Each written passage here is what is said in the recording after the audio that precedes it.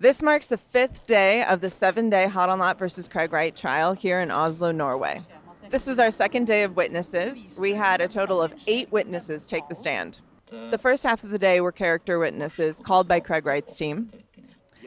The first witness was Yusuf. He was a classmate with Craig Wright. He talked about different things that they studied together. They eventually also went into business together and started a corporation. The second witness was Neville Sinclair.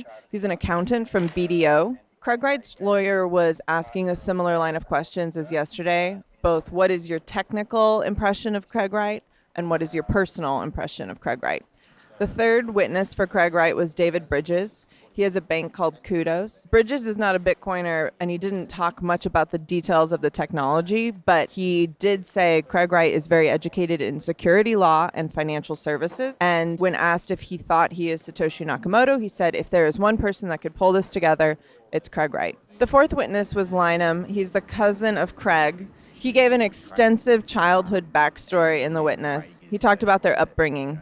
When asked if he thought Craig Wright is Satoshi Nakamoto, he said, we knew for years that Craig was the creator of blockchain and Bitcoin.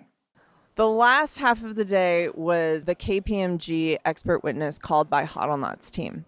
The first part of it was 2 witnesses, actually, and they both kind of shared the stand and went through a very extensive metadata report.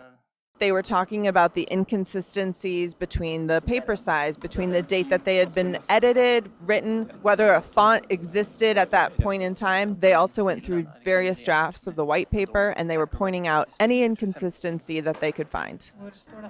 The last part of the KPMG expert witness was about source code, but it was very technical. I know the judge even at a certain point assigned a longer break during the KPMG witness, as she said this is a lot to digest. Thanks for tuning in. That wraps up this week. We'll be back on Monday to resume and finish the witness testimonies.